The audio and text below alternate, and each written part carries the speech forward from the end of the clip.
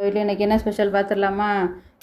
முட்டை இடியாப்ப கொத்து தான் பார்க்க போகிறோம். ஒரு கடாயில் 2 ஸ்பூன் நல்லெண்ணெய் ஊற்றிருக்கேன். அதில் 1/2 ஸ்பூன் ஜீரகம் போட்டு தாளிச்சிட்டு 2 பெரிய வெங்காயம் போட்டு லேசாக வதக்கிக்கோங்க. அதில் ஒரே ஒரு பெரிய தக்காளி, 2 பச்சை மிளகாய், ஒரு கொத்து கருவேப்பிலை, அவ்வளோதான். இதை போட்டு நல்லா வதக்கினதுக்கப்புறம் உப்பு தேவையான அளவு ஆட் பண்ணிக்கோங்க. அதையும் நல்லா வதக்கிக்கோங்க. அடுத்தது தூள் பார்த்திங்கனாக்கா 1/4 ஸ்பூன் மஞ்சத்தூள், 1/4 ஸ்பூன் கரம் மசாலா, அடுத்தது மல்லித்தூள் 1/2 ஸ்பூனு, ஜீரகத்தூள் 1/2 ஸ்பூன், அவ்வளோதான். இதை மட்டும் போட்டு அந்த மசாலா வடப்புற வரைக்கும் லேசாக வதக்கினா போதும்.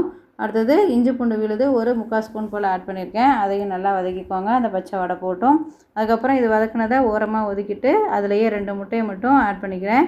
எனக்கு வந்து குவான்டிட்டி கம்மியாக இருந்ததுனால நான் கம்மியாக போட்டிருக்கேன். நீங்கள் அதிகமாக செய்கிறீங்க அப்படின்னாக்கா குவான்டிட்டிக்கு தகுந்த மாதிரி 3-4 முட்டை அந்த மாதிரி ஆட் பண்ணிக்கோங்க, சூப்பராக இருக்கும். நான் வந்துட்டு இது நல்லா வதக்கினதுக்கப்புறமேட்டுக்கு உதிராக நம்ம இடியாப்பத்தை ஊற்றி வச்சுருக்கோம் இல்லையா, அதையும் இதில் போட்டு ஆட் பண்ண வேண்டியதான். அந்த இடியாப்பம் கண்டிப்பாக வந்து கெட்டி இல்லாமல் நல்லா உதிராக இருக்கணும்.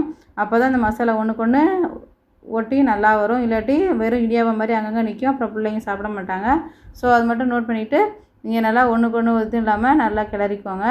இது ரொம்ப ஈஸியான ரெசிபி, கண்டிப்பாக ட்ரை பண்ணுங்கள். பிள்ளைங்க திரும்பி கேட்பாங்க. நம்ம வீட்லேயும் அப்படி தான், அதனால தான் உங்கள்கிட்ட ஷேர் பண்ணுறேன். செஞ்சு பார்த்துட்டு எப்படி இருந்துச்சுன்னு கமெண்ட்டில் சொல்லுங்கள். பாய்.